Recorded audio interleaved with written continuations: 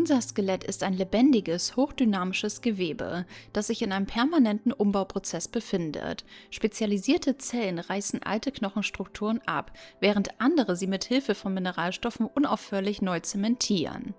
Bei einer Osteoporose ist dieses fundamentale Gleichgewicht jedoch gefährlich gestört. Die Knochendichte schwindet und die Mikroarchitektur unseres Skeletts wird porös, wie ein trockenes Knäckebrot. Heutzutage zeigt die moderne Osteologie deutlicher denn je, dass der Kampf gegen den Knochenabbau nicht nur in der Apotheke, sondern vor allem in unserer Küche entschieden wird. Während wir oft akribisch darauf achten, genug Calcium und Vitamin D3 aufzunehmen, übersehen wir meist die stillen Saboteure auf unserem Teller. Nummer 1. Industrielles Speisesalz. Der am meisten unterschätzte Feind poröser Knochen ist ein übermäßiger Konsum von Natriumchlorid, sprich Speisesalz, das sich vor allem in Fertiggerichten, Chips und Wurstwaren versteckt. Wenn der Körper mit Natrium überflutet wird, geraten die Nieren unter massiven Druck. Um das überschüssige Natrium wieder auszuscheiden, nutzt die Niere denselben Transportweg wie für Calcium. Das bedeutet biochemisch, je mehr Salz der Körper über den Urin ausscheidet, desto mehr lebenswichtiges Calcium reißt er ungenutzt mit ins Verderben.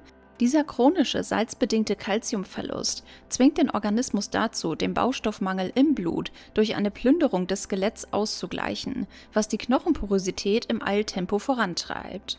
Nummer 2. Phosphatfalle Cola und Schmelzkäse. Softdrinks, insbesondere Cola, sowie Schmelzkäse und stark verarbeitetes Fleisch enthalten gigantische Mengen an künstlichen Phosphaten, die als Konservierungsstoffe oder Säurungsmittel dienen. Zwar braucht der Knochen Phosphat, doch das Verhältnis zum Calcium muss in einer strikten Balance von 1:1 liegen. Durch die moderne industrielle Nahrung wird der Körper jedoch mit Phosphaten überflutet. Registriert die Nebenschilddrüse diesen Überschuss, schlägt sie biochemisch Alarm und schüttet das sogenannte Parathormon aus. Dieses Hormon hat den evolutionären Auftrag, das Gleichgewicht im Blut sofort wiederherzustellen. Und das tut es, indem es Calcium radikal aus der harten Knochenmatrix herausbricht.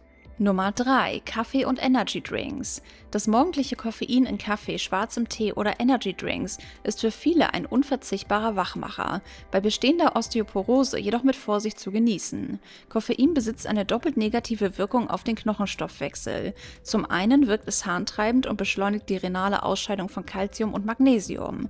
Zum anderen beeinträchtigt Koffein die Calciumrezeptoren im Dünndarm.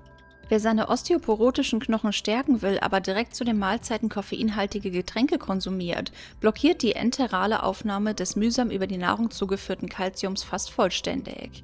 Und Nummer 4. Rhabarber und Spinat. Eigentlich gelten Gemüse und pflanzliche Lebensmittel als gesund, doch bei Knochenschwund bergen bestimmte Sorten wie Rhabarber, Mangold, Spinat und Kakao eine versteckte Gefahr: Oxalsäure.